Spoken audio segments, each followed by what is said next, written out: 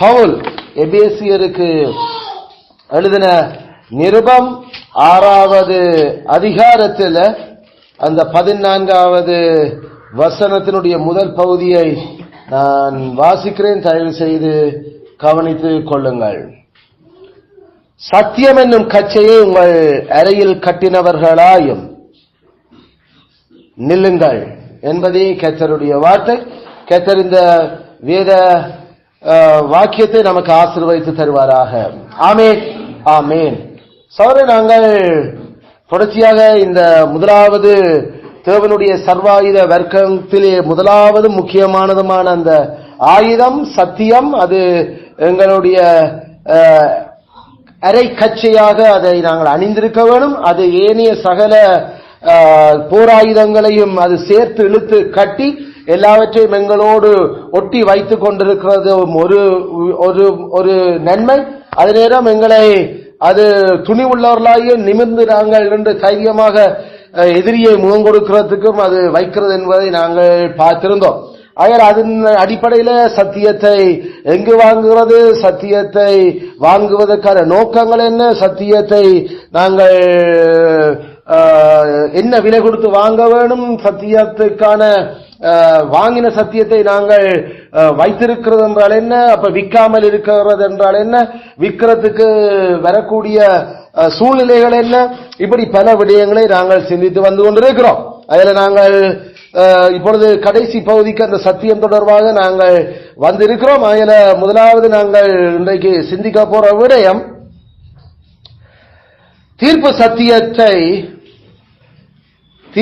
சத்தியத்தை நிலைநிறுத்துவதற்கு, தீர்ப்பு சத்தியத்தில் உறுதிப்பட்டவர்களாயிருப்பதற்கு, நிலைநிறுத்துவதற்கு அல்லது உறுதிப்பட்டவர்களாயிருப்பதற்கு கிறிஸ்தவர்களாகிய நாம் ஏன் பிரயாசப்பட வேண்டும்? கிறிஸ்தவர்களாகிய நாம் ஏன் பிரயாசப்பட வேண்டும்?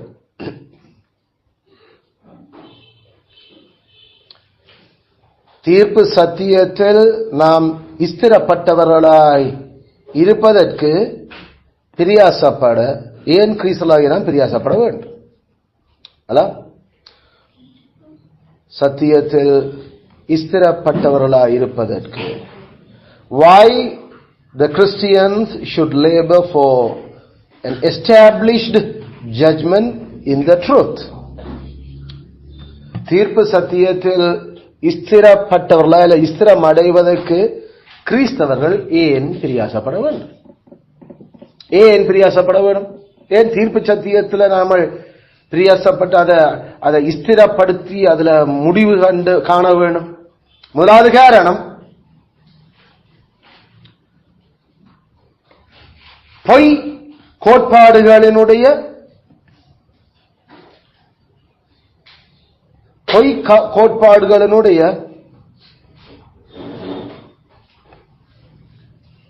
நாசமறுக்கும் தன்மை, பொய் கோட்பாடுகளின் நாசமறுக்கும் தன்மை அல்லது நம்மை நாசமாக்கும் தன்மை. பொய் கோட்பாடுகளின் நாசமாக்கும் தன்மை. The damning nature of false doctrine. Damning nature of false doctrine.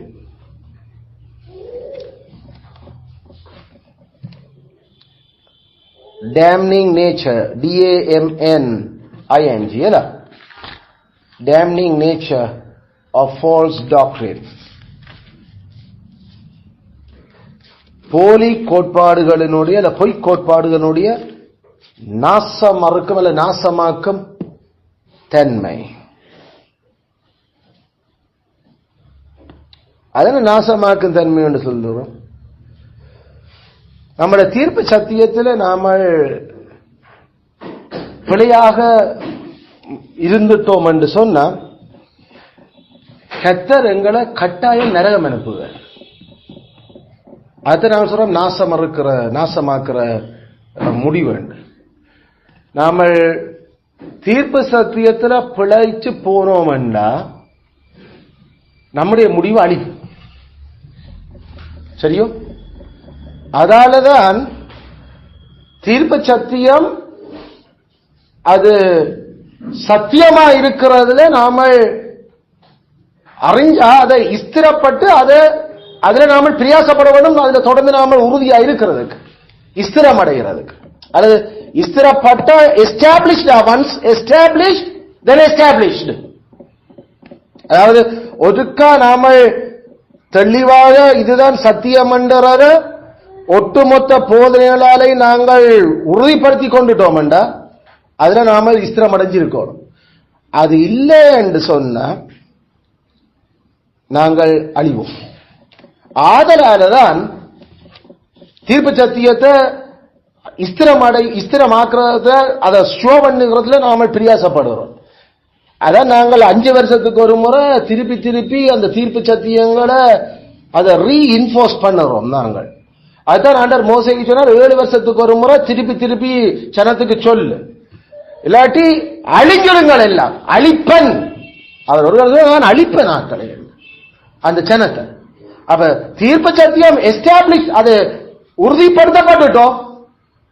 வருஷா வருஷம் அது குறிப்பிட்ட அந்த வட்டத்துல சர்க்கிள்ல நாம திருப்பி திருப்பி அதுல ஸ்திரம் அடைஞ்சு கொண்டிருக்கோம். அதுல ஏதாவது பிழைக்க தொடங்கிட்டோம், கொல்லுவன் என்றார். அதாலதான் நாம இதை இவ்வளவு சீரியஸா நாங்கள் இருக்கிறோம் தீர்ப்பு சத்தியத்துல பிரியாசப்பட்டு கொண்டு. ஏன் நம்முடைய பிரசங்க ஊழியங்கள் இரவத்த பணியில விசுவாச அறிக்கைகள் பிரசங்கத்துல வர வேண்டும் என்று நாங்கள் எல்லாம் அதை எழுதி இருக்கிறோம். ஏன்னு சொன்னா அந்த தீர்ப்பு சத்தியங்கள்ல எந்த அளவுக்கு இந்த பிரசங்கங்கள் இளையோடிக்கொண்டு இருக்குதுன்றது காட்டப்பட வேண்டும். இந்த தீர்ப்பு சத்தியம் பிழைச்சு எவ்வளவு பிராக்டிகலா கிடைச்சாலும் நாசம் தான் நமக்கு. தீர்ப்பு சத்தியம் பிழைச்சு எவ்வளவு பிராக்டிகலா நாங்கள் அன்பாக என்பது சொல்லி நாம தீர்ப்பு சத்தியம் பிழைச்சு அன்பாக நாம நடக்கிறோமா, அள்ளிவதான் நாசம் அறுப்போம். அந்த பயத்தால்தான் நாம தீர்ப்பு சத்தியத்துல சொலிதாக நாங்கள் உறுதிப்படுத்திக் கொள்கிறோம். ஒன்ஸ் அது நாம நம்ம சொந்த கண்ணால நல்லா விளங்கி வேதத்தை தரோவா பார்த்து அதை குறிச்சு இருக்கிற பேக்ரவுண்ட் எல்லாம் விளங்கி நாம உறுதிப்பட்டுட்டோம்டா அடக்கக்கூடாது, அசையக்கூடாது. ஏண்டா அது ஒருக்கா சத்தியம் இன்னொருக்கா பொய்யா மாற இயலாது. சத்தியம் என்று முடிவு, அதுவும் தீர்ப்பு சத்தியம். அது நாங்க அப்படிதான் கவனமா பார்க்காம நாம பைபிள் என்று சொன்னபடியால நாமளும் அந்த விக்கிரகாராதனை நாங்க விக்கிரகம் இருந்தோம். நாங்கள் விக்கிரகம் மூதாம் கற்பனைக்கு எதிராக பாவம் செய்கிறோம். ஓய்யோ தீர்ப்பு சத்தியம் விக்கிரகாராதனை செய்யலாம். அது வெளிப்படையாக இருந்தது, நாமளும் அதை வெளிப்படையாக விளங்கி கொண்டு அது. ஆனா மூதாங்கற்பனை தேவைப்படுத்துறது என்ன, மூதாங்கற்பனை தடுக்கிறது என்ன, எங்களுக்கு அதுகள் தெரிய இல்லை, நமக்கு அந்த அறிவு வேற இல்லை. ஆனா மூதாங்கற்பனையோட சம்பந்தப்பட்ட சில வெளிப்படையா இருக்கிற வசனங்களையாவது பார்த்து வாசிச்சு நாம அதுல உறுதிப்பட இது சரிதாங்க. அப்படி நம்மள சபைக்கு நாம போற நிலைமையில் எங்களுக்கு நாம கண்ணை மூடிக்கொண்டு யோசிக்கணும், அங்க இனி சொல்லித்தாரதெல்லாம் சரியாத்தான் இருக்கும். அங்கதான் நாம பிரச்சனை, நாம பிளவிட தொடங்கிட்டோம். பிளவிட்ட நாங்க அங்க இருக்கிற நடைமுறை நாம தீர்ப்பு சத்தியம் ஒன்றை நம்பித்தான் அது சரி. ஏன்னா நாம அவ்வளவு பெரிய முதல் பாவத்துக்குள்ளே பெருசா கிடக்கிறோம். அப்ப அங்க இருந்து நாம வெளியில வந்து விக்கிரக ஆராதனையில விக்கிரகங்களை விட்டு வந்தீர்களே, இந்த பொய்யான சேவர்ல சேவிச்சீங்க, அது பெரிய சந்தோஷம். ஆனா 2ஆம் கட்ட 3ஆம் கட்ட 4ஆம் கட்டையை பற்றி நமக்கு அறிவு இல்லை, பாடமாக்கி வச்ச நாங்கள். ஆனா அந்த 2ஆம் கட்டளைய இதே மாதிரி நாம யோசிச்சு சொல்றதுக்கு எங்களுக்கு அந்த ஒரே விசுவாசம் முந்தி என்ன இருந்ததுன்றது சொல்லி பட தெரியும், சொல்ல தெரியல. உண்ட பிதாக்கள் நக்கள் சொல்லுவாங்க, ஆட கேட்கிற நாமளும் இதானப்ப சத்தியம் மூலதான். ஆனா அந்த காலத்துல தேவன்ற மிகுந்த இரக்கம் இருந்தபடியால ஏதோ கடவுள் கடைசியில் நம்மள அதுல இருந்து வெளியில எடுத்துட்டார்.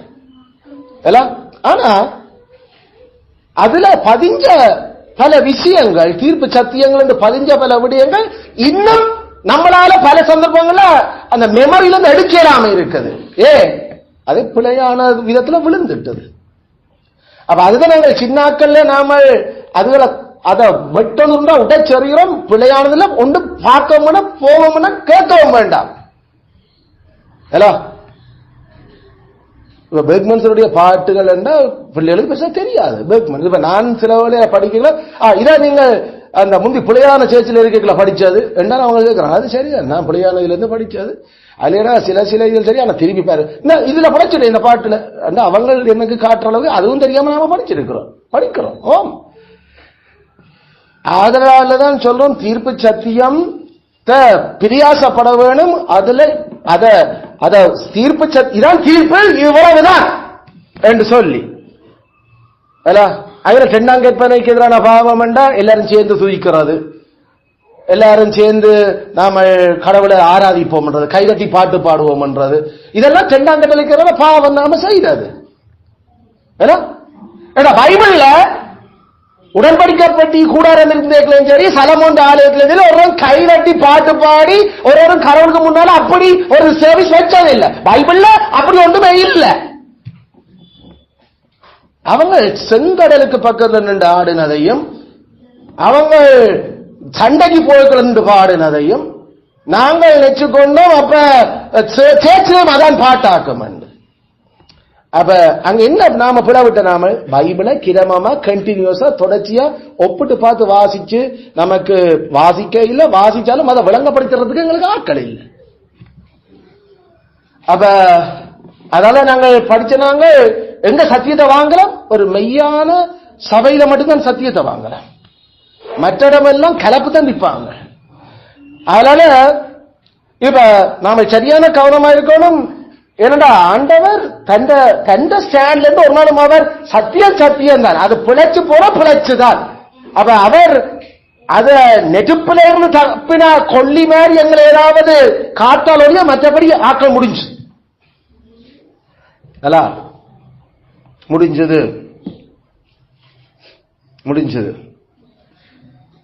இப்ப சத்தியம் என்னன்றது உறுதிப்படுத்தப்பட்ட கிளியரா நமக்கு தெரியும்.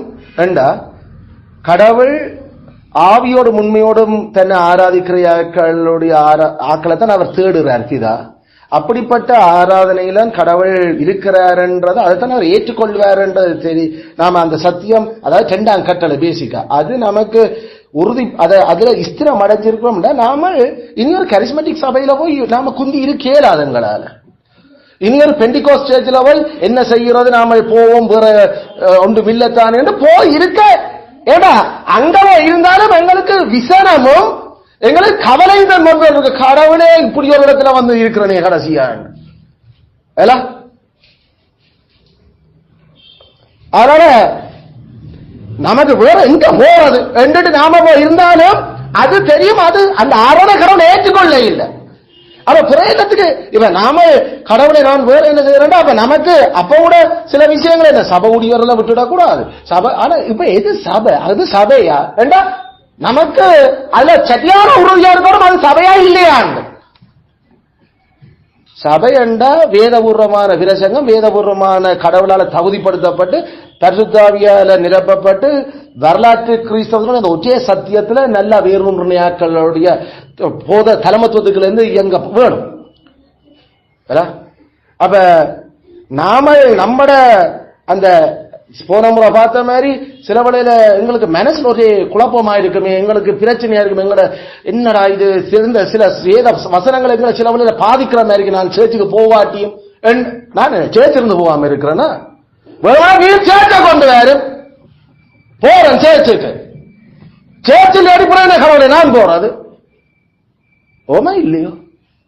ஆனா சேர்ச் எங்க இருந்தாலும் அது எத்தனை மைல் இருந்தாலும் போக தயார். நாங்கள் எத்தனை கிலோமீட்டர் எத்தனை மாவட்டம் தாண்டியும் போக தயார். ஆனா சரியான சேர்ச்சா எங்களுக்கு இருக்கும். போக ரெடி நாங்கள். யாழ்ப்பாணத்துல கிளிநொச்சி யாழ்ப்பாணம் நெல்லூர்ல இருந்து எது அங்கால ஆந்திராவில இருந்து தமிழ்நாட்டுக்கே டிராவல் பண்ணணும். கடவுளுடைய மக்களோடு ஆராதிக்கும். அது எவ்வளவு ட்ரெயின் பயணம் பஸ் பயணம் எடுத்தாலும் பரவாயில்லை. சபைக்கு போனா சபையா இருக்கணும். சபை இல்ல தூர இல்லையோன்னு நாங்கள் ஆராயாம இருக்கல. சத்தியம் எங்க பிரசங்கப்படுது, அந்த சத்தியத்துக்கு ஒரே விசுவாசத்துக்கு யாரு நிக்கிறாங்க, அதான் சர்ச். மற்ற ஒண்ணு சர்ச்ல இப்ப இதுல ஸ்திரம் அடைஞ்சிருக்க வேணும். இதுல சலுக தொடங்கினோமோ நாமல் அழிவோம், அழிவோம். எங்களுக்கு தெரியும் தியத்திரா சபைக்கு ஆண்டவர் கதை கேட்கல, ஜெசபேலுடைய போதகத்தை பின்பற்றுகிறவர்கள் உண்டு. அவளையும் அவளுடைய பிள்ளைகளையும் நான் கொல்லவே கொல்லுவேன்.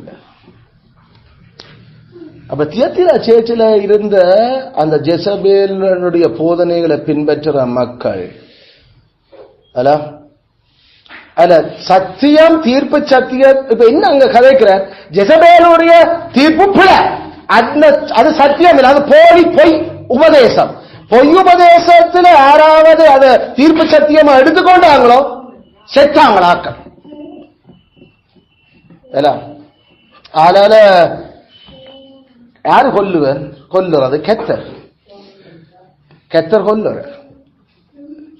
சரியான நாம கவனமா இருக்கணும் இது இந்த விஷயங்கள்ல. சோ ஏனப்ப நாம தீர்ப்பு சத்தியத்துல ஸ்திரம் அடைகிறதுக்கு பிரியாசப்படுவோம் கிறிஸ்தவர்களா? ஒன்று பொய் உபதேசங்கள் அல்லது பொய் கோட்பாடுகள் அது எங்களை நாசமாக்கும். அதை கெத்தர் நாசமாக்குறதுக்கே எங்களை அதை பயன்படுத்திடுவார். அதனால நாங்க அந்த 2 ராஜாக்களில தீர்க்கதரிசியின் புத்திரன் பானையில ஆண்டவரே பானையில தோஷம் இருக்குது. பானை எல்லாமே விஷம் இல்ல, பானையில கொஞ்சம் விஷம் கலந்து இருக்கு. அவன் கத்துறான், ஆண்டவனே பானையில விஷம் இருக்கு ஆண்டவனே. ஏண்டா அந்த அங்க தீர்ப்பு சத்தியத்துல கொஞ்சம் விஷம் கலந்துட்டாலும் அத நம்மள நாசமாக்கு. அதனாலதான் சட்டியான ஷாப்பாங்களோட மூளைகள் இருக்க வேணும். எங்களுடைய பிதாக்கள் படிப்பிச்சு தந்த சத்தியங்கள், மோசேயும் தீர்க்கதரிசிகளும் அப்போஸ்தலரும் கிறிஸ்துவம், பிறகு 1ஆம் நூற்றாண்டு 2ஆம் நூற்றாண்டுல வருகிற எங்களுடைய திருச்சபையினுடைய அந்த பிதாக்கள் அவர்களுடைய அந்த பாதைகள்ல சத்திய தீர்ப்பு சத்தியம் என்ன முடிவுல அவங்க அந்த சத்தியங்களை கையாண்டு அதை தீர்த்தாங்களோ நாம அதுல சரியான கவனமா இருக்க வேணும். அதுதான் எங்களுடைய பாதை. அப்படியே ஐயோ தோஷம் இருக்குது சொல்லணும், அந்த ஷார்ப்னஸ் எங்களுக்கு தெரியும். இதுல பிரச்சனை இருக்குது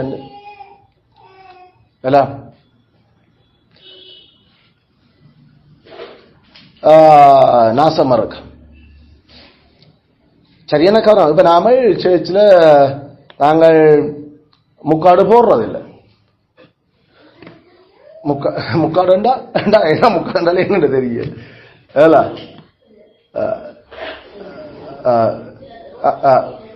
வெயில் வெயில் வெயில் எல்லாம் வெயில் வெயில் வெயில் யூஸ் பண்றோம்.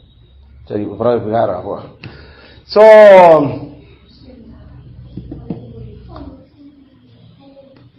தலையை சுத்தி இப்படி போட்டுருவோம். அது எங்கட தீர்ப்பு சத்தியம், அது தீர்ப்பு சத்தியம். இது சும்மா ஓகே விருப்பமான ஆக்கள் கொடுங்க விருப்பம் இல்லாத ஆக்கள் விடுங்கன்றது இல்ல. இது பைபிள்ல ஒன்றும் விருப்பம் இல்லையா கதை இல்ல. ஒன்று செய்யணும்டா அது செய்தே ஆகணும், இல்ல செய்ய தேவையில்லை அது ஏன் காரணம்ன்றது வேதபூர்வமாக எங்களுக்கு சொல்லப்படுவது.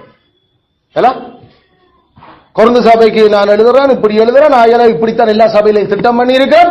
அதனால இதுல யாருக்காவது வாக்குவாதம் இருக்கும் வேண்டா, எங்களுக்கும் அப்படிப்பட்ட ஆட்களுக்கும் அப்படி நடைமுறைகள் இல்லைன்னு சொல்லி வைங்க. பாத்தீங்களா, அப்ப சபைக்கு அவர் எழுதியிருக்கிறார், இதை குறித்து கட்டாயம் நாம போடணும், இதண்டோடும். இப்ப இந்த தீர்ப்பு சத்தியத்தை இதுல அப்ப நாங்கள் முந்தி அப்ப பெண்கள் எல்லாரும் அப்ப போறோம். இப்ப அதை போட பழகினா பிறகு சத்தியம் தெரியல எங்க மனதில் பதிஞ்சிருந்ததால எங்களுக்கு அதை விட்டுடுவதற்கு சரியான கஷ்டமா இருந்தது. அதை விட்டா குற்ற உணர்ச்சி நம்மள. ஐயோ என்ன ஒரு மாதிரி இருக்கு, இது என்னப்பா இது. அது அந்த சபையில மட்டும் இல்ல, நாங்கள் ரோமன் கத்தோலிக்கத்துல இருந்து அப்படித்தான் போடுவோம். சித்தர்மார் போட்டுக்கொண்டு தெரிகிறது எல்லாம் இந்த 1 Corinthians 11 அடிப்படையாக கொண்டு.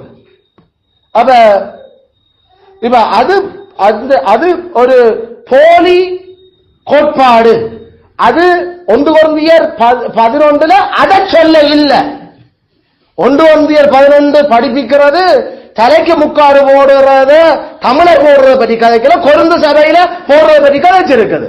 கொருந்து சபையில ஏன் போடணும் என்று சொல்லுறேன், ஏன்னா கொருந்து சபையில ஏற்கனவே போட்டுக்கொண்டு இருந்தவங்க, கொருந்து சபையில ஏற்கனவே போட்டுக்கொண்டு இருக்கிற ஒரு விஷயத்தை கிறிஸ்தவக்களை வந்தவுடனே தாங்கள் இப்ப சுயாதீனர், நாங்களும் ஆண்ணும் பெண்ணும் சமன், அதனால நாங்கள் கத்தருக்கு முன் கத்தரான எங்களுடைய எஜமான் என்று புருஷன் தலைமத்துவத்துக்கு அடையாளமாயிருந்த முக்கார கிளம்பிட்டார்கள்.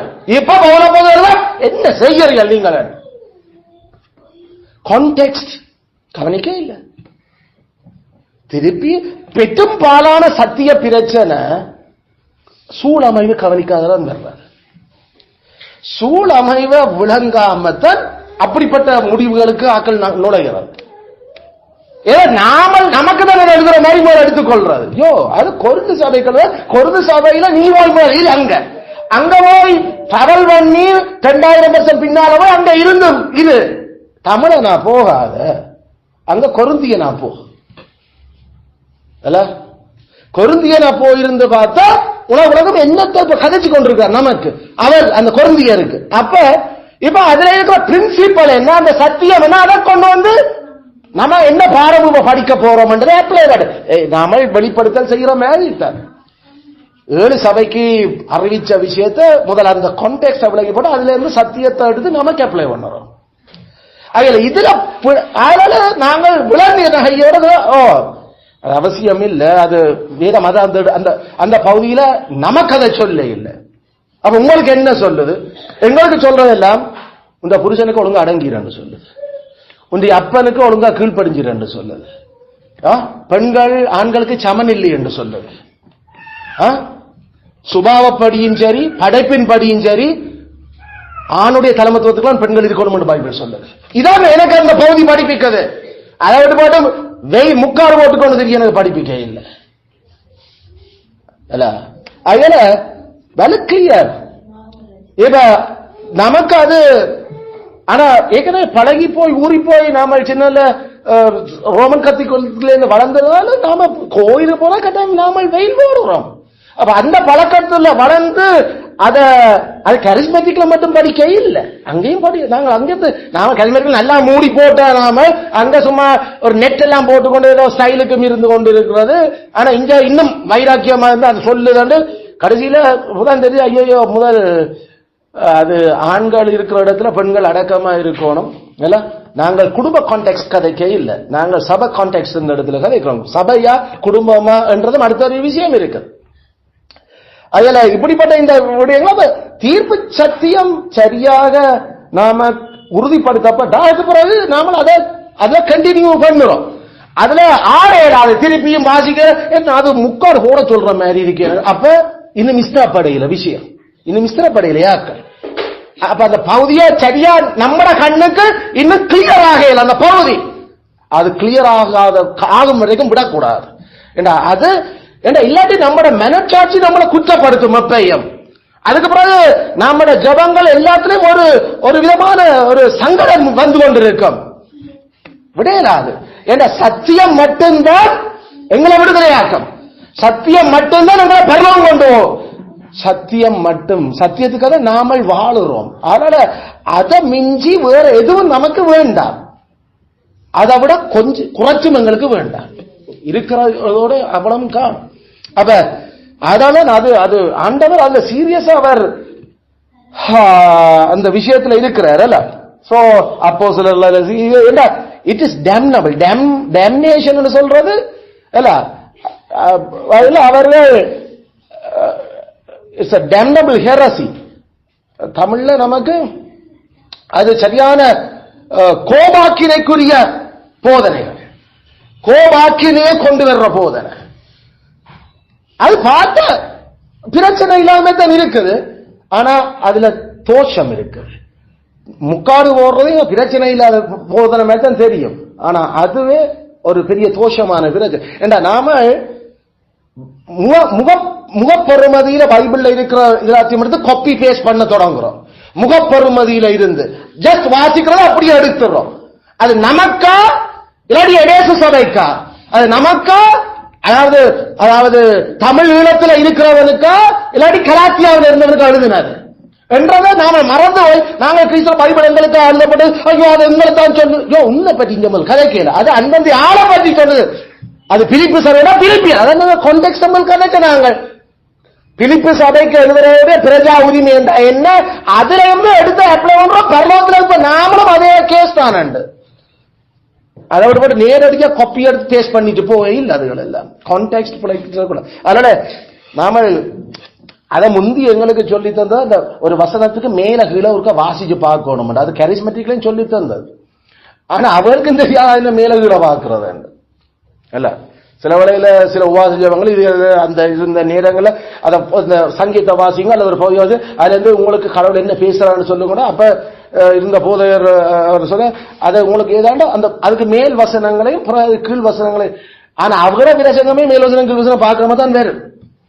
அவங்க பைபிள் கோச்சில் படிச்சதை சொல்லி கொடுத்தது அவங்க நமக்கு சொன்ன அப்ளிகேஷன் என்னன்னு ரெடியா அது தெரிஞ்ச ஆக்கள் அந்த சபையில இருந்திருக்க மாட்டேங்க.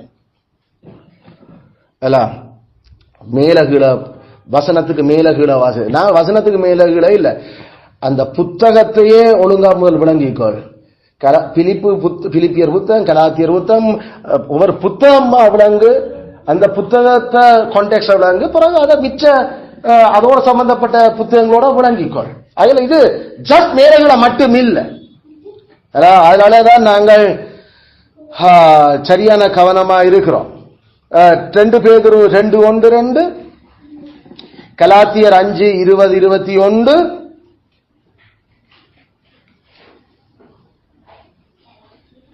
கலாத்தியர் 5:20-21, 2 யோவான் 9:10, 2 யோவான் 9:10.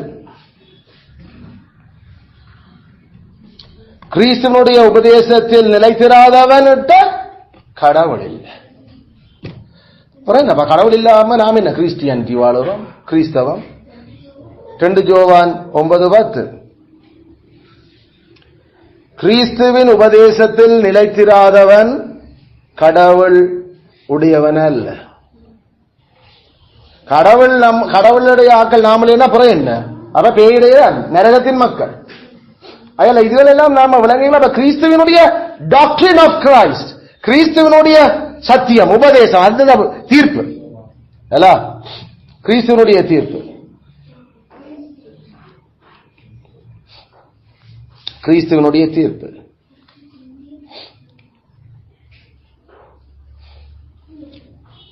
இரண்டாவது காரணம்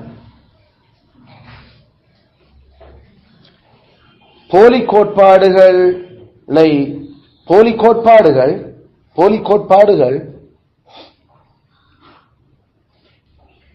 மிகவும் தந்திரமானவை.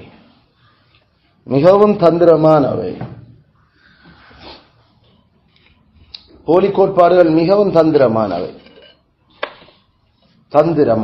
என்றா சரியான புத்திசாலித்தனமா தான் வேணும்.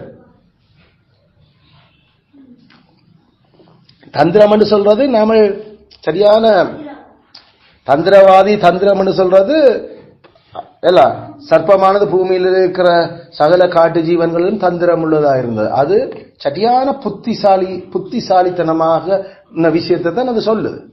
இப்ப அந்த புத்திசாலித்தனம் எதுக்கு? சத்தியத்தை உடைக்கிறதுக்கு ஏற்ற மாதிரி அந்த புத்திசாலித்தனம் வேலை செய்யுது. ஆனா அதனாலதான் நாம சரியான ஸ்திரப்படவனும் சத்தியத்துல அந்த சத்தியம் ஒன்று ஒரே விசுவாசம் வரலாற்று கிறிஸ்தவத்துல தெளிவாக இருந்து வேதத்தால் அது நமக்கு கிளியராக இருக்குன்னா பிறகு அதுல இருந்து நாம ஆட்டம் காணக்கூடாது. ஏன்னா அதுக்கு மிஞ்சி வர்றது அது சம்பந்தமா வர்ற எல்லாத்தையும் அந்த ஒரே சத்தியத்துல நாம ஆராய வேணும், அந்த வெளிச்சத்துல. ஏன்னா வேதம் பூரா நாம அந்த அந்த சத்தியத்தை குறித்து அலசி ஆராய்ஞ்சு வந்து நம்ம முடிவுல நிக்கிறோம். அதனால நாம சரியான கவனமா இருக்கணும். நம்மளை எதிர்த்து நம்மளுக்கு எதிர்வாதம் வச்சு இல்ல அந்த அந்த போலி போதனைகள் வர்றது. போலி போதனை எப்பயுமே நம்மளை தட்டி கொடுத்து நல்ல சாஃப்டா நம்மளோட டீல் பண்ணி கேட்க இனிமையாயும் கதைக்கிறையாக்கள் சரியான ஜென்டில்மேன் டைப்லையும் அவர்களுடைய வார்த்தை பிரிவங்கள் சரியான ஒரு ரெஸ்பெக்ட்ஃபுல்லாயும் இப்படியா பாரு.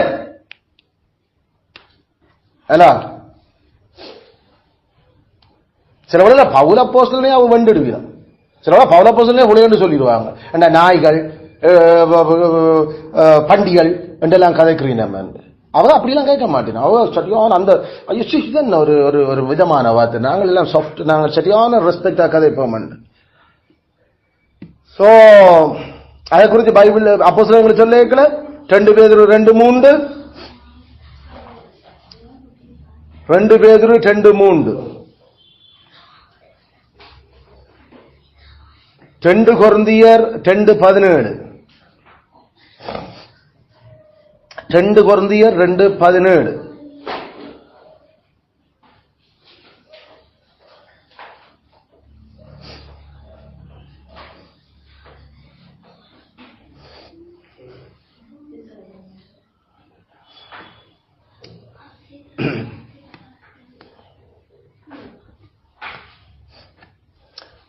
அதுல இப்படிப்பட்ட அந்த அவரோட வார்த்தைகள் அவர்களுடைய விஷயங்கள் சிலவழில நம்மளுடைய பிரசங்கங்கள் எல்லாம் அவ்வளவு சத்தியான பாரதூரமான ஹாஷா இருக்கும். ஹாஷ் என்று சொன்னா கடினமா இருக்கும். என்ன இப்படி பேசுறாரு இப்படி இதன்றி நம்ம அந்த ஆக்கள் ஐயா சரியான இது அந்த வசனங்களை நீங்கள் வாசி பாருங்க. அந்த கதைக்கிற சொல்லுகள் பவுல் அப்போஸ்தலன் பேதுருவும் பயன்படுத்துற சொல்லாடல்கள் என்னன்னு சொல்லி Finged words. Finged words.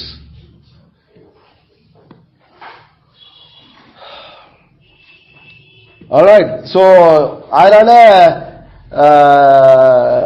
ஒரு டீசெண்டா கதைச்சபடியால் நினைச்சிடக்கூடாது. அது சத்தியம் தானே. சில வழியில் அவங்களோட டிக்ஷனரியில நாய்கள் பன்றிகள் என்று கதைக்கிறது இன்டீசென்ட். ஆனா பைபிள்ல அப்போஸ்தலர்கள் பயன்படுத்தினது அப்போஸ்தலர்களும் பயன்படுத்தி இருக்கிறேன் நம்ம அந்த வார்த்தைகள். அதுவே பயன்படுத்திய அவங்க தூஷணம் கதைக்க இல்லை. பொருத்தமான ஆளுக்கு அந்த பொருத்தமான மிருகங்கள் அல்லது அப்படிப்பட்ட குண இயல்புகளை கதைச்சிக்கிறேன். பொருத்தமான அந்த ஆக்களுக்கு அந்த குண இயல்புகளை கதைக்கிறது இன்டீசென்சி அல்ல. அது மேட்டர் ஆஃப் ட்ரூத். அது உண்மையா கதைக்கிறது. உண்மையா கதைச்சா அது இன்டீசென்ட் என்ற அர்த்தம் அல்ல. வேசிய என்று சொல்லாம என்னன்னு சொல்றது? என்னடா வேசி மாதிரி செயல்பட்ட வேசி என்னன்னு சொல்லணும். நாய் மாதிரி செயல்பட்ட நாய் மாதிரி சொல்லணும்.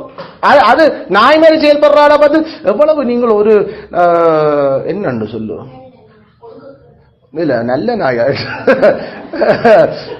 ஒரு நாய் மாதிரி செயல்படுற பார்த்து நாம பாத்தி அது ஒரு ஒரு முயல் குட்டி மாதிரி நிக்குதுண்டா தான் அங்க அது போய்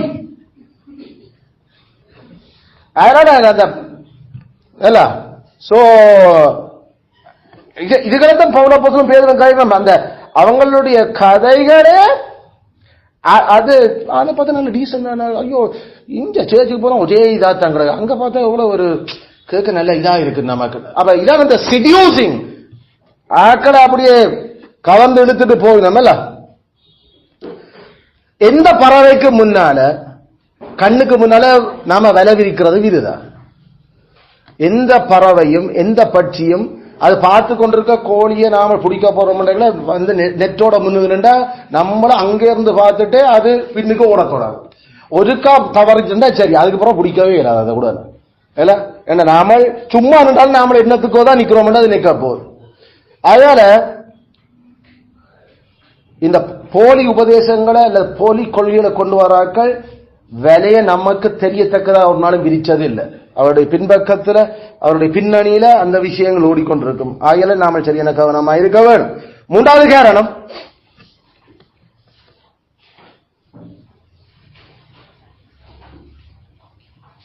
மூன்றாவது காரணம்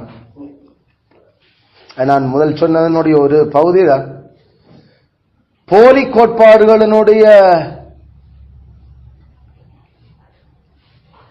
கோட்பாடுகளின் பரந்த தாக்கம், போலி கோட்பாடுகளின் பரந்த தாக்கம் முழு மனிதனிலும்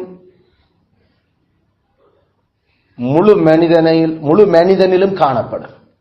பரந்த தாக்கம் முழு மனிதனிலும் காணப்படும். முழு மனிதன் நாம சொல்றது புத்தி, பாசம், மன உரம். புத்தி, வாசம், மன உரம், அதான் முழு மனிதன் சொல்றோம். போலி அது சரியா உண்மையான சத்தியமோ அல்லது போலி கோட்பாடோ நாம அதுல இறங்கி நாம அதுல பழக்கப்படுத்த தொடங்கினோம்டா அது எங்களோட மெமரி, எங்களோட அண்டர்ஸ்டாண்டிங், எங்களோட அஃபெக்ஷன்ஸ், எங்களுடைய வில் எல்லாத்திலையும் அது நிலைச்சு நின்று தாக்கம் செலுத்தும். அதனால நாங்கள் வேதத்தில் அதை பல இடங்கள் நாம பார்த்திருக்கிறோம். நான் அதனால இந்த வசனங்கள் நான் அதுக்கு சொல்லல. நான் ஏற்கனவே ஜோனோவனுடைய பிரசங்கத்தில் அந்த தாக்கங்களை வழியா பார்த்திருக்கிறோம். எங்களோட புத்திய முதல் கேப்சர் பண்ணும், பிறகு எங்களுடைய பாசங்களை கேப்சர் பண்ணும், பிறகு எங்களுடைய மன உரத்தை அது கேப்சர் பண்ணும். எது பாவம், அதாவது போலி கோட்பாடுகள். அப்படி கேப்சர் பண்ணிட்டா அதுல இருந்து விடுபடுறது சரியான கஷ்டம். கடவுளா பார்த்து நம்மளுக்கு தூக்கி எறியத்தக்க ஒரு அடி கொண்டு தான் எங்களை விளக்குற வழியில் லேசில நாம விலக மாட்டோம். அதனால அதை நாம கவனிச்சு கொள்ள வேண்டும். ஆல்ரைட், இப்ப நாங்கள் இதனுடைய அப்ளிகேஷன் பார்ட்டு நாம விளங்கிக் கொள்றோம் என்று சொன்னா, அல்லது இதுகள்ல இருந்து நாம காக்கப்படுறதுக்கான வழிகாட்டல், டிரெக்ஷன் எப்படி காக்கப்படுற, அல்லது எப்படி இல்ல தீர்ப்பு சத்தியத்தை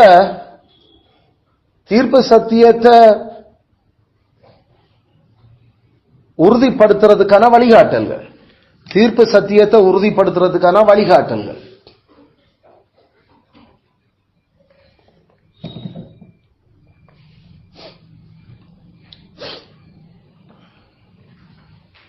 தீர்ப்பு சத்தியத்தை உறுதிப்படுத்துறதுக்கான வழிகாட்டு. இப்ப நாம தீர்ப்பு சத்தியத்துல ஸ்தாபிக்கணும் தானே அதுல பிரியாசப்படணும் என்றா அதனுடைய 3 காரணங்கள் பார்த்துட்டோம். இப்ப நாம சரி, இப்ப தீர்ப்பு சத்தியத்தை ஸ்தாபிக்கிறதுக்கு நாம என்ன வழிகாட்டுல வேதமங்களை ஏற்கனவே நாங்கள் பார்த்திருக்கிறோம். ஆனா இதா எழுதிக்கொள்ள உங்க முதலாவது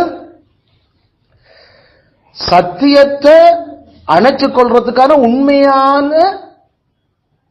உண்மையான விருப்பம் இருக்க வேணும். சத்தியத்தை அணைச்சுக்கொள்ள உண்மையா விரும்புங்க, அப்படி போடும். சத்தியத்தை அணைத்துக் கொள்ள உண்மையாக விரும்புவோமாக.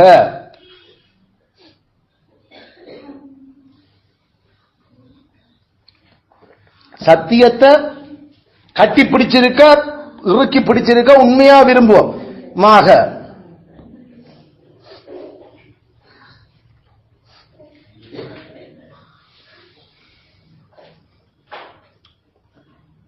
உண்மையா விரும்புவோமாக.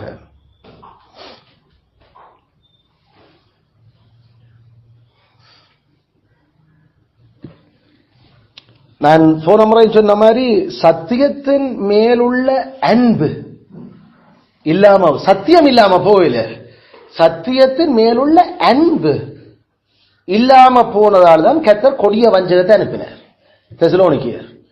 சத்தியத்தை அவர்கள் ஏற்றுக்கொள்ளாதால இல்ல, சத்தியத்தை ஏற்றுக்கொள்ளாடி தெரியும் அவங்க இது சத்திய தெரியும், ஆனா அதுல பாசம் இல்ல, சத்தியத்துல அதுல அந்த பிடிப்பு இல்ல, அதுல ஒரு ஆர்வம் இல்ல. சத்தியம் எதுக்கும் எதாத்துக்கும் இந்த வாழ்க்கை ஃபுல்லா சத்தியம் மாத்தான் இருக்கணும். ஐயோ சத்தியம் இல்லைன்னா கட்டாயம் பொய்யாரன் 2ஆம் மரணமாகி அக்கினிக்காரன். வேண்டாம் கடவுளே, கிறிஸ்து என்ன படைச்ச கடவுளோட நான் நித்தியமா வாழணும். அந்த சத்தியம் நானே வழியின் சத்தியம் என்றவற்ற அந்த சத்தியம் எனக்கு வேணும். அது காணும் இந்த உலகத்திலே நீ வர போற எத்தனை உலகம் இருந்தாலும் பரவாயில்லை. இந்த வைராக்கியமும் ஆவலும் வாஞ்சையும் நம்மள இருக்க வேணும். அது இருந்தால்தான் நாம சத்தியத்துல ஸ்திரப்பட்டு கொண்டிருப்போம். நமக்கு சத்தியத்தின் மேல அன்பில்லைண்டா நல்லா கேட்போம், சூப்பரா இருக்கு என்று சொல்லுவோம், முடிஞ்சு போச்சு. அதை சொல்லும் வரைக்கும் அதோட டிஸ்கஸ் பண்ணும் வரைக்கும் எல்லாம் நாமளும் வேற வசனங்களை போடுவோம். ஆனா அன்பில்ல உண்மையில இருந்து எழும்பி போனா சரி முடிஞ்சு போச்சு. அது நம்மட ஹோல்ட் ஆண்டுனா சரி, சேர்ச் வாசல்னா சரி முடிஞ்சு போச்சு. ஏண்டா சத்தியத்துல அன்பு இல்ல. ஏன் சில காதலில இருந்து எழும்பி ஆமேன் என்றோடனே முடிஞ்சது. ஏண்டா சத்தியத்துல அன்பு இல்ல. என்ன திருப்பி வேற யாரோ ஒன்று கொண்டு வர, அதுவும் ரிஃபார்ம் கொண்டு வருவாங்க. ரிஃபார்ம் வராட்டி நாம சில மாற பொறையாக்கள் இல்ல. ரிஃபார்ம் அவர் இவர் அந்த சேர்ச் ரிஃபார்ம் ஆகலாம், நாங்களும் ரிஃபார்ம் தான் உடனே இப்ப நாம கதைக்க தொடங்கல அவர்களுடைய போலி கொள்கைகள் நமக்குள்ள. ஆனா அது நிறைய எப்படி வரும் நம்ம மாதிரி எந்த ஒரு அப்பழுக்கற்ற விதத்துல வேல்யூ ரெஸ்பெக்ட்ஃபுல்லா தான் விஷயம் பெறும்.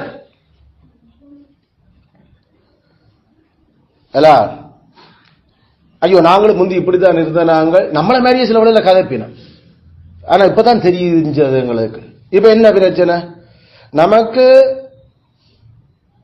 வேதபூர்வமான ஒரு சத்தியத்தை எஸ்டாப்ளிஷ் பண்ணுறதுல அது உண்மைதான், அதுல சத்தியம் அறியணும். அப்ப நாம நடக்கிற எங்களுடைய தீர்த்து முடிச்சிருக்கிற தீர்ப்பு சத்தியத்தை இப்ப மோத தொடங்கல அதை சீரியஸா நாம எடுக்க வேணும்.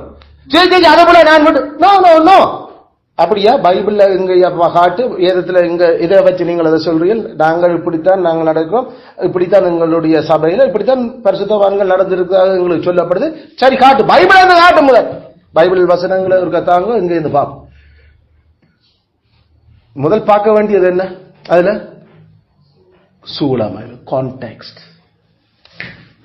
ஃபர்ஸ்ட் எடுத்து போறேக்கல நாம பார்க்க வேண்டியது கடவுளே நான் பிள்ளையா இருந்திருக்கோம், நான் பிள்ளையா போயிருந்திருக்கணும். சரி பாப்போம் நன்று ரிஃபார்ம் பண்றாங்க. சரி எடுத்து பைபிள் எங்க காட்டு முதல் ஏண்டா இந்த பைபிள் இல்ல இருக்குது. ஓ பொருங்க வர நான் இந்த கான்டெக்ஸ்ட் இருக்கா பார்க்கணும். நாங்களும் இப்ப அவனோட அடிபட போக இல்ல, அவன் சத்தியம் சொன்னா சரி பாப்போம் ஏதாவது. ஆனா இது தீர்ப்பு சத்தியம். அப்ப ஏற்கனவே நமக்கு தெரிஞ்சிருக்கும் அந்த விஷயம், இப்ப முண்ட போகுது. அப்ப நாம கவனமா கான்டெக்ஸ்ட், நிச்சயமா அதுல ஒரு பிரச்சனை எழும்ப தொடங்கும். அது என்ன பிரச்சனை, நம்மள ஒரு நாளும் பிரச்சனை இருக்காது, அவர்கள பிரச்சனை இருக்கு. அது 100% நான் அடிச்சோன்னு என்ன நாம எல்லாம் உங்களுக்கு தெரியும். நாங்கள் வயிற்று பிழைப்புக்காக சேர்ச்சி நடத்துற ஆக்கள் இல்லை, வயிற்று பிழைப்புக்காக சேர்ச்சுக்கள் இறங்கினாக்களும் இல்லை. அற்புதம் கடவுள் செய்தார் அதை பார்த்து சேர்ச்சுக்கு வந்தியாக்களும் இல்லை. வேத வசனம் அது மட்டும்தான் நம்மளை விடுதலையாக்கினார், அந்த சத்தியம் அதுகள்.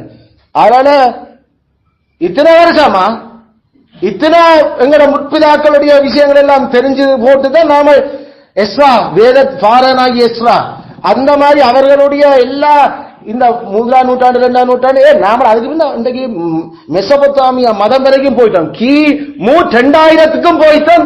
பார்த்தோம் என்ன எதை ஆபிரகாம் நம்பினவர் என்ன, ஆபிரகாம் ஜாவே நம்ப முன்னுக்கு யாரை நம்பினவர், அவற்றை கடவுள் யாரு சூரியன் சந்திரன். ஆமா ஆமா கிரக தெய்வங்கள், அந்த தெய்வங்கள், பெண் தெய்வங்கள், தேரா யார நம்பிது அவருக்கு ஜாவே இல்ல கடவுள், வேறு ஒரு தெய்வங்கள் கடவுள், சின் கடவுள்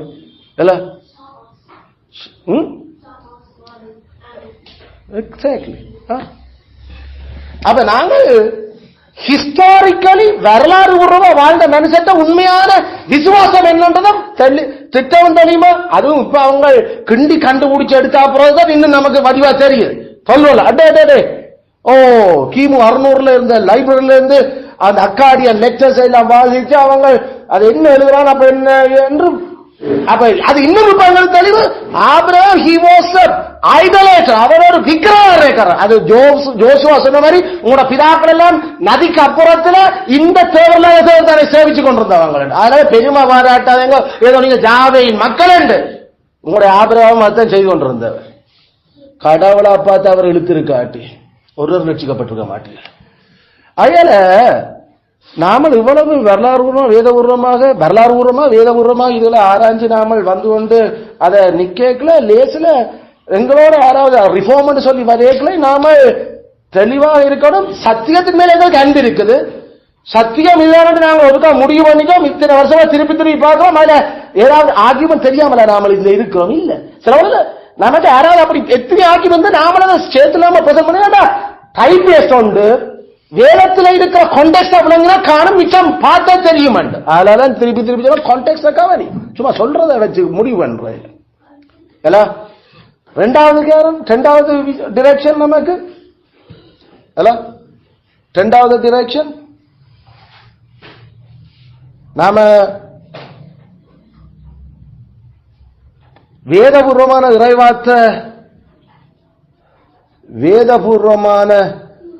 இறைவார்த்த பணி இருக்கிற திருச்சபையை சேர்ந்தவர்களா என்றதை பார்க்க வேணும். வேதபூர்வமான இறைவார்த்த பணி இருக்கிற சபையை சேர்ந்தவர்களா, வேதபூர்வமான இறைவார்த்த பணி இருக்கிற சபையை சேர்ந்தவர்களா.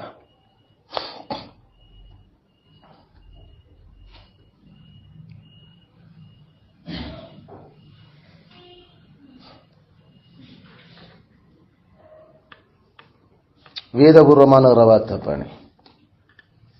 அப்ப இப்ப அது எப்படி பார்ப்போம்? இப்ப நம்மளோட ஒரு தீர்ப்பு சத்தியம் எங்களோ வந்து முட்டி மோதேக்கல நாங்கள் அவர்களுடைய புருஷன் மேற்ற கடமைகளை பற்றி உங்களுடைய சபையில என்ன படிப்பிச்சிருக்குது, மனசி மேற்ற கடமைகளை என்ன நமக்கு அதில் தெரியும். பிள்ளை வளர்ப்பை பற்றி என்ன வேத பூர்வமாக உங்களோட சபையில படிப்பிச்சிருக்கிறீங்க. இதெல்லாம் நமக்கு அந்த சபையில இறைவார்த்த பணி வேதபூர்வமா இருந்ததான்றதை டெஸ்ட் பண்றதுக்கான முறைகள். சாத்தாண்ட தந்திரங்கள், தப்பிச்சுக் கொள்ளும் வழிகள், சாத்தாண்ட தந்திரங்கள் என்ன மாதிரி வரும். பாவம் நமக்குள்ள எஞ்சிய பாவம் இருந்து அது எப்படி வேலை செய்யுதுன்றதை பற்றி என்ன மாதிரி உங்களோட சபையில இறைவார்த்த பணி. நாம அந்த குறிப்பான சில விஷயங்களை அந்த இதுகள் எல்லாம் வந்து நாளாந்த நாம முகம் கொடுக்கிற போராட்டங்கள். இப்ப இதுகள் அவள் என்ன எங்களுக்கு பதில் சொல்றீங்க தெரியும். அங்க உண்மையில இறைவார்த்தபடி வேதபூர்வமா இருந்தா, இல்லாட்டி வெறும் ஒரு டாபிக் எடுத்து போட்டு கதை சொல்லி முடிச்சு கொண்டு இருக்கிறாங்களோ, அல்லது நாங்கள் புத்தகமா படிக்க முடிச்சோம். சரிப்பா புத்தகத்தை படிச்சோம், அதான் நாங்கள் அந்த டெஸ்ட் அதுதான் நான் திருப்பி நாமளும் படிக்கல. அட்லீஸ்ட் அதுல இருந்து படிச்ச படிப்புன்னு என்னோட திருப்பி நாங்கள் லேஸ்ல நமக்கு அதிகாரம் அதிகமாட்டி மேலும் 2 3 டக்குன்னு சொல்லுவோம். அது குறிப்பா என்ன இல்லாட்டி நாம இல்ல போலி சமாதானம் இல்ல கிறிஸ்தான் சர்வாதிபத்தியர், அதனால இது வருகிறது, உடனே வருகிறது. ஆனா இந்த விஷயங்கள் இப்ப நாம தானியல் படிச்ச நாங்கள் எஸ்ரா படிச்ச நாங்கள் இப்ப அதுல அந்த இதுகள்ல இருந்து நாங்களும் படிச்சிருக்கிறோம். இப்ப அதுல நமக்கு நல்லா பதிஞ்சிருக்க சில விஷயங்களை நாமள ஆட்களோட அவளுடைய ரிப்ளை என்ன மாதிரி இருக்குன்னு தெரிஞ்ச தெரியும். உண்மையில அந்த போதகர் ஆடுகளை போஷிக்கிறாரா இல்லாட்டி சபை நடத்தணும் என்று நடத்தி கொண்டிருக்கிறாரா? இதான் அடுத்த டிரெக்ஷன். வெள்ளையாக்களுடைய அந்த எங்களோட முட்டி வர்ற அந்த தீர்ப்பு சத்தியங்களை பற்றிய பிரச்சனைகளை யோசிக்க. நீ இதை மட்டும் தூக்கி பிடிச்சு கொண்டு வாருங்க, இல்லாட்டி ஒரு ஆரோக்கியமான குடும்ப சபை வாழ்க்கையில இருந்து நீ வந்து கொண்டிருக்க, இல்லாட்டி ஜெவா விக்னஸ் மாதிரி ஏதோ ஒன்றை மட்டும் தூக்கி பிடிச்சோன்னு தெரிகிறது, அல்லது 7ஆம் நாள் திருச்செவா மாதிரி சனிக்கிழமையை தூக்கி பிடிச்சோன்னு தெரியாது, அல்லது இப்ப ரிஃபார்ம் ரெண்டு வேற நீ என்னத்தை தூக்கி பிடிச்சோன்னு போ. இப்ப இந்த விஷயத்தால மட்டுமே எல்லா பக்கமும் நீங்கள் சத்தியத்தை பார்த்து கொண்டிருக்கிறீங்களோ. அதனால நாங்கள் இறைவார்த்த பணி எப்படி இருக்குது என்றதை நாம ஆராய வேணும். அவர்கிட்ட இது நானும் அப்ப கொஞ்சம் பார்க்கத்தான் வேணும். நீங்கள் சொன்ன வசனங்களை நானும் கொண்டு ஆராய்ஞ்சு பார்க்கிறேன். ஏன்னா நமக்கு ஒரு அளவுக்கு தெரியுது அந்த விஷயம். முதல் கான்டெக்ஸ்ட், அடுத்தது அது சொல்லுறதா அவற்றதை நாம அப்ப கொஞ்சம் டைம் தாங்க நான் வீட்டை பார்க்குற படிச்சுட்டு நானும் இதை உடனே சொல்லி எல்லாது பார்ப்போம் இல்ல. சோ இது 2வது மெத்தட். 3வது டிரெக்ஷன்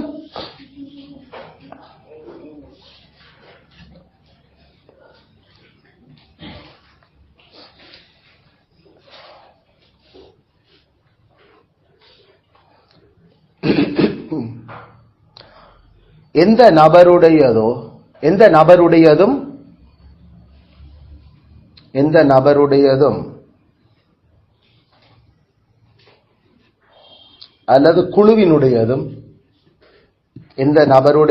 அல்லது குழுவினுடையதும்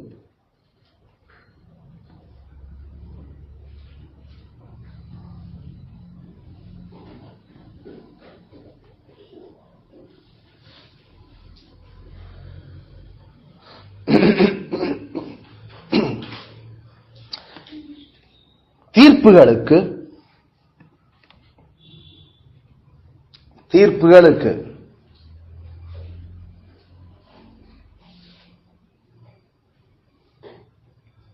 அடிமைப்படாதிருப்போமாக.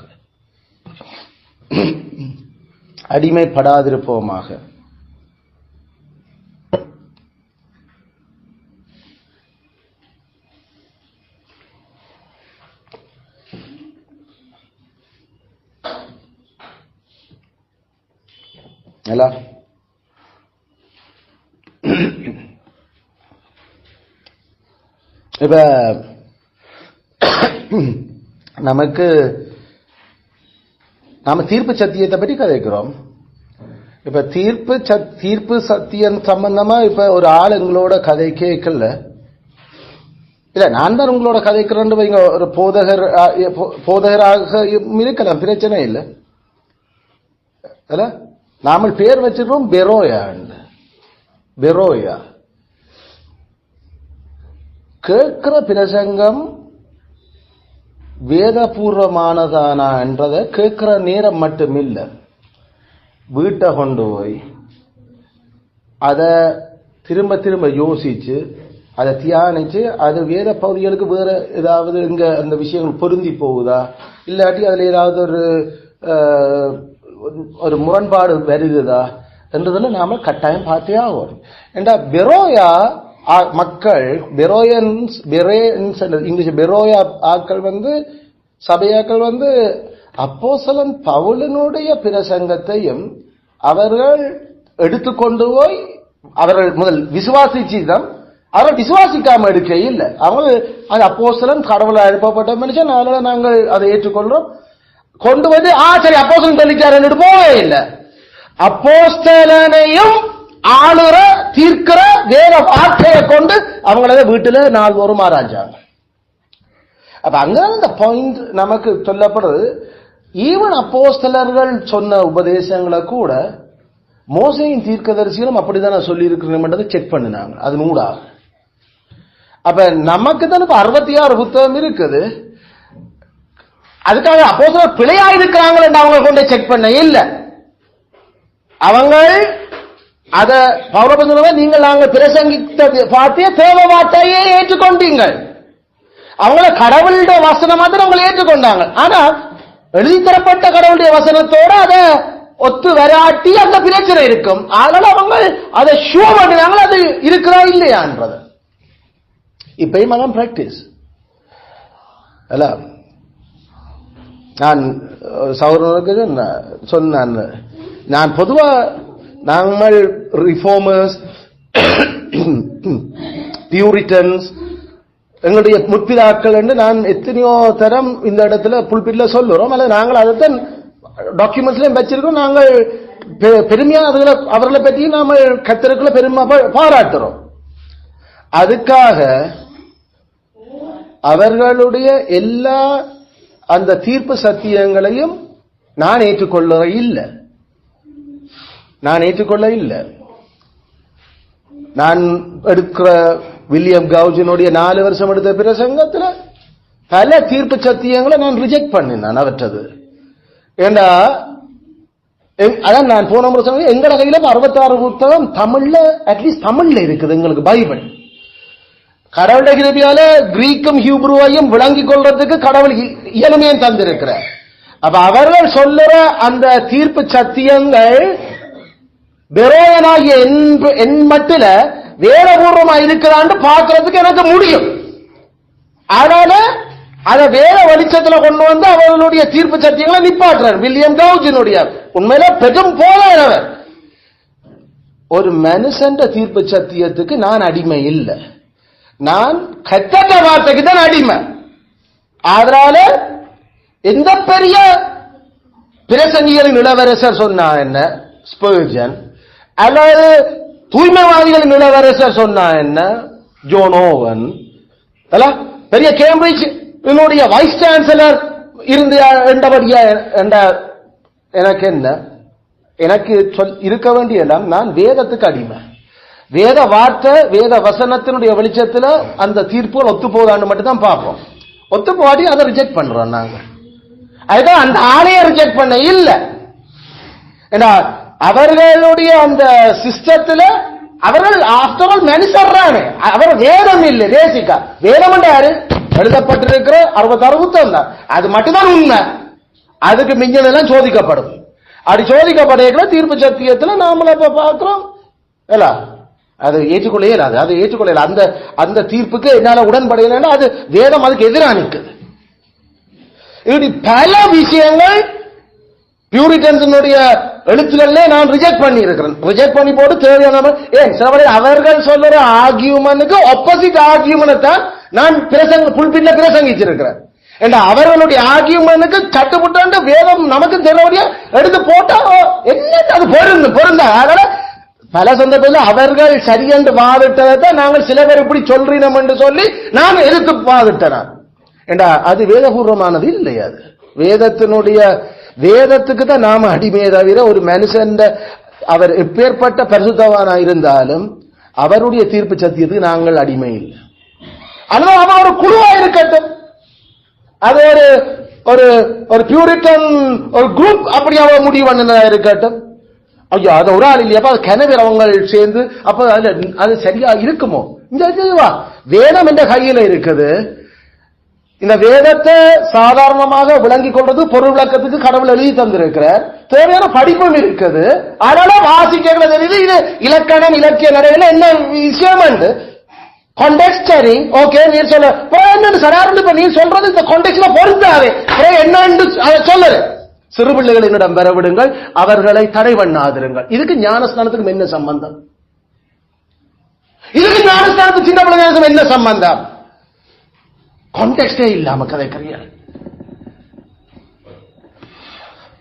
இல்ல? ஜேசு சின்ன பிள்ளைகளை கொண்டு வர சொல்லி நீங்க கொண்டு வர ஜேசு ஞானஸ்தானம் கொடுக்க கொண்டு வர சொன்னவர் அவர்கிட்ட கொண்டு வர சொன்னவர். அவர்கிட்ட கொண்டு வரன்றது கொண்டு வந்து ஞானஸ்தானம் கொடுத்து திருவந்தையும் கூட என்று சொல்ல இல்ல. அப்ப திருவந்தம் கூட இந்த பிள்ளைக்கு 6 மாசத்துல விஷக்கதை இல்லை இதெல்லாம். அப்ப எங்களுக்கு தெரியல இது இந்த ஆர்கியூமெண்ட் இது தீர்ப்பு சத்தியம் பிழை. கான்டெக்ஸ்ட் இல்லையா?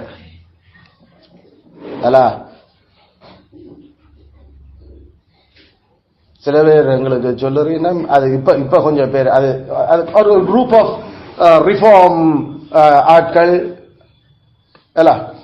நீங்கள் பாட்டு சபையில சங்கீதம் மட்டும்தான் பாடும். சங்கீத புத்தகத்தில் இருக்கிற 150 பாட்டு தான் படிக்கலாம். அதான் கர்த்தரால எழுதி தரப்பட்டிருக்கிற பாட்டு புத்தகம் ஒன்றே பைபிள்ல இருக்குது. அப்ப ஏன் கர்த்தர் பாட்டு புத்தகத்தை எழுதி வச்சிருக்கிறார்? சபையில பாடுறதுக்கு. அப்ப சபையில பாட்டு புத்தகம் கடவுள் பைபிள்ல எழுதி வச்சுக்க நீங்க புதுசா எல்லா பாட்டுகள் எழுதி பாட்டு படிச்சு கொண்டிருக்கிறீர்கள். அந்த ஆகியவனை கேட்கல கொஞ்சம் நல்லா தான் இருக்குது. பாட்டு புத்தகம் இருக்கு, பாட்டு புத்தகம். இப்ப நாம என்ன செய்யறோம்? இப்ப இதால இது அப்ப தீர்ப்பு முடிவு என்ன? 150 பாட்டு தவிர அதை வேற வேற சாகத்துல நீ ஏற்றி படிக்கலாம். ஆனா அதை தவிர வேறொரு பாட்டும் படிக்கலாம். கர்த்தர் அப்படி இல்லாத பாட்டுகளை ஏற்றுக்கொள்ள மாட்டார். அப்படி இல்லாத அந்த 150 தவிர்ந்த பாடல்களை படிக்கிறது அது ஆவிக்குரிய ஆராதனை அல்ல. அப்ப இந்த ஆர்கியூமென்ட் நமக்கு கொண்டு போய் இப்ப நமக்கு தெரியும் இதெல்லாம் தெரிஞ்சுதான் புது புது பாட்டா நான் கொண்டு வரேன். அவர்கள் சொல்லுற இந்த ஆர்கியூமெண்ட் இதை போல அவர் சில இதுகள் சொல்லுவேன். இப்ப நாம கேட்கிறது அல்ல, பழைய ஏற்பாட்டில் சரி நீங்க சொல்ற மாதிரி அந்த புத்தகத்தை கடவுள் கொடுத்திருக்கிறார் என்று வச்சுக்கொள்ளும் ஒரு கதை. ஆனா அது கேத்தர் கொடுக்கே இல்லை அல்ல, சபையில பாடுறது கேத்தர் அந்த பாட்டு புத்தகத்தை கொடுக்க இல்லை. தேவனுடைய மனுஷனாய தாவீதுக்கும் எசேக்கியாவின் மனுஷருக்கும் மற்ற ஆக்களுக்கும் பரிசுத்த ஆவியானவர் வெளிப்படுத்தின சத்தியத்தை அவர்கள் பாடல் என்கிற அந்த மொழி நடையில எழுதி தந்திருக்கிறேன். அதுக்காக அதை சேர்ச்சில பாட சொல்லி அவர் எழுதி தர இல்லை. அப்ப பிரசங்கி என்ற ஒரு புத்தகம் இருக்கு அடுத்தது. அப்ப என்ன சேர்ச்சில பிரசங்கம் பண்றதுக்கு அதை மட்டும் தானே பிரசங்கம் பண்ணிட்டு அதுக்கு பேர் பிரசங்கி தானே. அப்ப இனி பிரசங்கத்துக்கு நான் பிரசங்கில 12 அதிகாரத்துல தான் இனி வாழ்க்கை பூரா பிரசங்கிக்கணும். கத்தர் பிரசங்கி என்று ஒரு புத்தகம் எழுதித்தது, அப்புறம் என்ன வேற பிரசங்கம் செய்கிறானி விசக்கதை விளங்குதல்லோ என்ன மொக்குக்காது. சரி, புதிய உடன்படிக்கையின் ஆராதனையில நான் கிறிஸ்துவையும் எனக்கு ஜாவே கடவுள் என்று தெரியும், அவர் தான் கிறிஸ்து என்று தெரியும். ஆனா கிறிஸ்து அவர் இயேசு என்று பெயரிடுவாயாக, அவர் கிறிஸ்து, அவர் எனக்காக மரிச்சவர் எல்லாம் என்றதெல்லாம் வரையக்கல்ல. நான் இந்த கிறிஸ்து நாதரை படிக்கிறதுக்கு சங்கீதத்தில் எங்க கிறிஸ்து இருக்கிறார், சங்கீதத்தில் எங்க இயேசு என்ற பெயர் இருக்குது, சங்கீதத்தில் எங்க புதிய உடன்படிக்கையினுடைய வெளிச்சம் இருக்குது. எந்த பாட்டை படிக்க சொல்றீர்கள்? ஆடு வெட்டினதும் பலி செலுத்தினதும் தகன பலி கொண்டு வர்றதும் இது மாதிரி இருக்கா? இப்ப எனக்காக செலுத்தின ஒற்றைய பலி, ஒன் ஃபார் ஆல் முடிச்ச பலி, அதை நான் எங்க பார்ப்பேன்? அப்போஸ்தல தீர்க்கதரிசியில நான் அதை பார்க்கிறேன். அப்ப நான் பாட்டொன்று படிக்கிறத பற்றி வேதம் எனக்கு சொல்லித்தர டிரெக்ஷன் சங்கீத புத்தகம் இருக்கிறபடியா பாட்டு படிக்கின்றது இல்ல. அப்போஸ்தலன் தீர்க்கதரிசிகளும் கிறிஸ்து என்ன கட்டளையிட்டாரோ அதை எனக்கு சொல்லி தந்திருக்கிறேன். அதுல தெளிவா எனக்கு இருக்குது, நீங்கள் சங்கீதங்களாலும் கீர்த்தனைகளாலும் ஞான பாட்டுகளாலும் ஒருவர் கத்தரை பாடி ஒருவருக்கு ஒருவர் புத்தி சொல்லி இப்படி இருதயத்துல இதண்டும் அல்ல. சரி, நீங்க சொல்ற சங்கீதம் தான் அந்த சங்கீதம் எடுத்தா கூட அப்ப மிச்ச ஞான பாட்டும் அல்ல மற்ற கீர்த்தனையும் அப்ப எங்க அதை எங்க காட்டு? அதுக்கு இங்க புத்தகம் எழுதி இருக்கிற பரிசுத்த ஆவியானவர் அப்போஸ்தலர் எழுதினது நான் மறுக்கே இல்லை. சங்கீதம் மட்டும்தான் படிக்கணும்ன்றது ஒரே நோக்கம். அப்ப கீர்த்தனை ஞான பாட்டும் எங்க? என்ன துளைஞ்சு போச்சுதோ? என்ன கத்த வார்த்தையே இல்லாமல் ஆக்கிட்டாரோ? அதுல இருந்து தெரியுதல்ல, இந்த சங்கீதம் மட்டும் படிக்கிறதுக்கு கத்தர் சொல்ல இல்லை. சங்கீத புத்தகம் படிக்கிறது பிழை என்று நாங்கள் சொல்ல இல்லை. ஆனா சங்கீத புத்தகம் மட்டும்தான் படிக்கணும் என்று சொல்றது போய் அது தீர்ப்பு சத்தியம் பிழை. அது வேதத்துக்கு மிஞ்சி ஆட்களை இருக்கிறீர்கள். நீங்கள் வேதத்துக்கு மிஞ்சி ஜனங்களுடைய மனத ஆடுகளுடைய அந்த ஆத்மாவை கட்டுப்படுத்த யோசிக்கிறீர்கள். வலுத்தெளிவு கொலோசையர், வலுத்தெளிவு எபேசியர், நாங்கள் கத்தர பாடல்கூடாக சேவிக்க வேணும் என்று. அப்படி பாடலூடாக சேவிக்கிறதுல அந்த பாடல்கள் ஆவிக்குரிய பாடல்கள், அதன் ஆவிக்குரியது. ஆவிக்குரிய கத்தர் சிந்திக்கிற மாதிரி சிந்திக்கிறது. கத்தர் சிந்திக்கிற மாதிரி சிந்திக்கிறது எத்தனை புத்தகத்தில் எனக்கு எழுதி தந்திருக்கிற 66 புத்தகத்திலையும் இருக்கிறது கத்தர் சிந்திக்கிறது. அந்த சிந்தனைய பாட்டா படிக்கிறதுக்கு கத்தர் எனக்கு அப்ரூவல் தந்திருக்கிறார். அதுல நீ சொல்ற கத்தர் சிந்தித்த வெளிப்படுத்த 150 படிக்கணும் என்று இல்ல. அது உங்களுக்கு விளங்கல, அது பௌரபோதன் இல்லாத ஒன்று ஜோசிக்கிற. அப்ப உனக்கு என்ன தெரியும்? புதுசா ஜோசி புதுசா அதை பழசத்தான் ஜோசி உனக்கு இல்ல. அது செப்டுஜின் வேர்ஷன்ல பழைய ஏற்பாட்டுல செப்டுஜின் அந்த டிரான்ஸ்லேஷன்ல மேல அதான் போட்டு இருக்கு. இங்க கொஞ்சம் பொறு. கத்தர் பழைய ஏற்பாட்டை கிரேக்க மொழியில வெளிப்படுத்தினவரோ எபிரேய மொழியில வெளிப்படுத்தினவரோ? எந்த மொழியில வெளிப்படுத்தினவர்? எபிரேய மொழி. எபிரேய மொழியில மேல அப்படி எழுதி இருக்குதோ? இல்ல. வாய பொத்து முதல் எபிரேய மொழிதான் கடவுள் வெளிப்படுத்தின அந்த எபிரேய முகாசனம் பரிசுத்த ஆவியானவர் காய்ச்சது. அதுல இருந்து நீ டிரான்ஸ்லேட் பண்ணி போட்டு கிரீக்குக்கு சொன்னவே அது பைபிள் உண்டு. அப்ப நான் சொல்லட்ட அது மங்கின நிறம் உள்ள குதிரை தான், அது கிரீன் கலர் இல்லையே. யோ, அது உண்ட பிள்ளையான டிரான்ஸ்லேஷன். உங்களுடைய மொழிபெயர்ப்ப பைபிள் எனக்கு சொல்லாதீங்க. அப்ப ஆகியவன் எப்படி போகுது? சனத்தை தெரியாத சனத்துக்கு கிரீக்ல அந்த 3 சொல்லும் சங்கீதத்துக்கு மேல இருக்குது. அதனால அதைத்தான் பவுலப்போஸ்தலன் சொன்னார். எபிரேய பைபிள், எபிரேய பைபிள் எனக்கு எபிரேய பழைய ஏற்பாடு எபிரேயத்திலையும் புதிய ஏற்பாடு கிரேக்கிலையும் வேற கதை கதைக்க வேண்டாம் பைபிள்.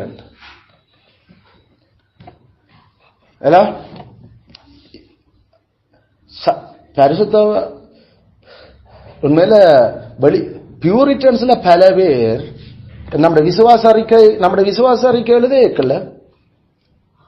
அவர்கள் பொதுவாக அந்த இங்கிலீஷ்ல நமக்கு எழுதுறது கேபிட்டல் லெட்டர்ஸ், பெரிய கேபிட்டல் ஸ்மால்.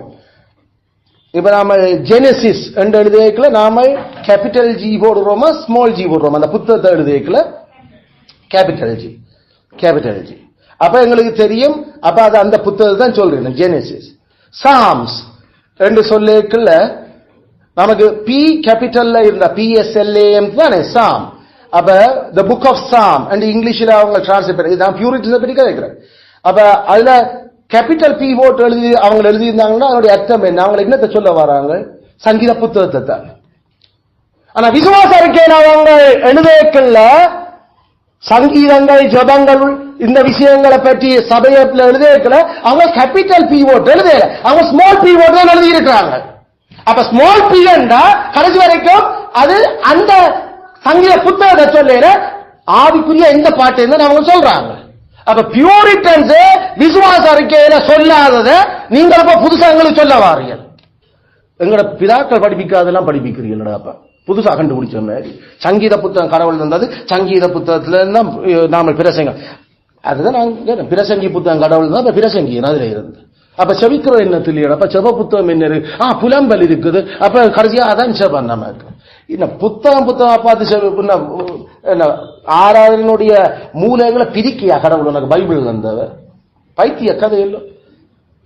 சரி, இந்த ரிஃபார்மர்ஸ் பியூரிட்டன்ஸ் கேட்போம், ஐயா நீங்கள் ஆவிக்குரிய சங்கீதத்தை விட ஆவிக்குரிய பாட்டுகள் இயற்றி நீங்கள் சேர்ச்சில படிக்கலையோ உண்டு அவங்ககிட்ட கேட்போம். அப்ப கல்வி சொல்லுவார், இல்ல நான் ஜெனீவா சேர்ச்சில நான் 3 பாட்டு இயற்றி அதை படிக்க வச்சேன். நான் அது சங்கீத புத்தகத்துல இல்ல, அது நான் இயற்றின பாட்டு. அதுல சுவிட்சர்லாந்துல ஜெனீவாவில எந்த சர்ச் பாட்டு புத்தகத்துல அது இருக்குது. சரி, மாட்டினூதோட கதையை அந்த நிறையவே இயற்றி படிச்சு மற்ற பியூரிசன் வேற பாட்டுகள் ஒன்று படிக்கலையோ நீங்களோட? அவர்களுடைய புத்தகத்துல சால்டர் ஆஃப் டேவிட் அதோட வேற புத்தகங்கள் வேற பாட்டுகள் இருக்குது. அப்ப அதுகள் அவங்க என்ன தப்ப சொல்ல வராங்க? நீங்க சொல்ற மாதிரி சங்கீத புத்தகத்தை மட்டும்தான் படிக்க கடவுள் வந்தார் என்ற தீர்ப்பு சத்தியம் அங்க இல்ல. அதனால நீங்க எங்கள் பிதாக்களுடைய விசுவாசத்திலிருந்து விலகி இருக்கிறீர்கள். விசுவாச அறிக்கையிலையும் அவங்கள அதை சொல்லல. விசுவாச அறிக்கையில சொல்லியிருந்தா கூட நாங்க கட்டுப்பட போறது இல்லை. ஏனண்டா விசுவாச அறிக்கை வேதம் இல்லை எங்களுக்கு. கடைசியில வேதம் தான் அதை சொல்லணும். ஏதாண்டு சங்கீத புத்தகத்திலிருந்து பாடுவாயாக எங்கேயாவது பைபிள் ஒரு வசனம் இருக்கோ? இல்ல. சங்கீதத்தினாலும் கீர்த்தனையினாலும் ஞானப்பட்டினாலும் பாடுங்கன்னா பைபிள் சொல்லுது. அதனால கீர்த்தனை, ஹிம், சாங்ஸ், அடுத்தது சங்கீதம், கீர்த்தனை, ஸ்பிரிச்சுவல் சாங்ஸ், ஆவிக்குரிய பாடங்கள்.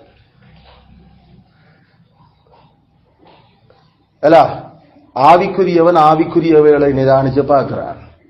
ஆவிக்குரிய என்னண்டு விளங்கினா அவ்வளவுதான். அப்படி என்றா என்ன சொல்றீர்கள்? மோசையை படிச்ச பாட்டு அப்ப படிக்க கூடாது? இல்ல. எப்படி இருக்குது? அப்ப மோசையே இப்ப பிழைச்சு போயிட்டார். அப்ப நீங்கள் எசேக்கியா படிச்ச பாட்டு படிக்க கூடாது? இல்ல, அதுவும் இல்ல. அப்ப நீங்கள் மரியாள் படிச்ச பாட்டு அதுவும் படிக்க கூடாது. நீங்கள் பைபிளை படிக்கிறீங்களா? we sing the Bible. நாங்கள் வேதத்தை பாடுறோம். ஆமென். தீர்ப்பு சத்தியம் விளங்குதோ? எங்க இது? இப்ப இதுல இதை நாம விட்டு போட்டு பைபிளை விட்டு போட்டு இல்ல அது பியூரிட்டன்ஸ் எல்லாம் அவங்க பியூரிட்டன்ஸ் எங்க சொல்லி இருக்காங்க? என்ன படிச்சு இல்ல பியூரிட் இங்க பிரச்சனை. அந்த சில பேர் சில குழு இப்படி ஆக்கின உடனே தைக்கிறதே அவங்களுக்கு பியூரிட்டன்ஸ் கணக்க தெரியும். அப்ப அது நாம அவங்க சொல்ற மாதிரியே நாம இந்த பாட்டு படிப்போம். யோ விச கதையில கதைக்கிறீர்கள். இந்த மாதிரியான மனுஷ கட்டளைகளுக்கெல்லாம் அடிபணிகிறதுக்கு நாங்கள் விடுதலையாக்கப்படல. கிறிஸ்துவால கிறிஸ்தவர்களை விடுதலையாக்க மனுஷர்களை கீழ்ப்படிய வேண்டாம். அதனால சங்கீதம் மட்டுமில்ல, வேதம் மட்டும்தான் நாங்கள் படிப்போம். இதைத்தான் நான் சொல்ல வரேன். அந்த ஒரு ஆக்கள் ரிஃபார்ம் என்று சொல்ற ஆக்களும் தீர்ப்பு சத்திய நம்மளோட கதை கேட்கல. நமக்கு அந்த கான்டெக்ஸ்ட் பிறகு நாங்கள் குறிப்பா பார்க்கிற விஷயம் இது. அந்த சொல்லுறையாளுடைய விடயங்கள் வேதத்துல எங்க எப்படி போகுதுன்ற அதுதான் பைபிளை நான் வாசி கொண்டிருக்கோம். எப்ப என்ன மாதிரி எந்த புத்துக்குள்ள எந்த பாம்பு வரும்ன்றதா ரிஃபார்முக்கு வருந்தா தென் நாளாந்தம் வேதத்தை வாசிக்கிறோம். அதை நாம அதை விளங்குறத எழுத பழக்கிறோம் இல்ல. அதுல சத்தியத்தை இப்ப கான்டெக்ஸ்ட் என்னன்றதை விளங்க யோசிக்கிறோம். அப்ப என்ன சொன்ன இந்த ஸ்திரப்படுத்தல்கள் இருந்தா தான் நாம எக்காலத்துல நாம நிலகுடைந்து அசைய மாட்டோம். அலைகளுக்கு அலைகிற அந்த துரும்புகள் மாதிரி. சத்தியம் எப்பயுமே சத்தியம். அது இப்பையும் அதான், அப்பையும் அதான், இனிமேலும் இதுதான். அதுல கவனமாக நாங்கள் இந்த விஷயங்களே இருக்கிறோம். அதுல ஒரு மனுஷனுக்கோ அல்லது ஒரு குழுவினருக்கோ நாங்கள் அடிமையாகிறது இல்லை. நாங்கள் வேதத்துக்கு மட்டும் அடிமை. ஆமென். கிறிஸ்துதாமே தொடர்ந்து எங்களை எல்லாருக்கும் போதுமானவராயிருந்து அந்த சத்தியத்தில் எங்களை நடத்துவாராக.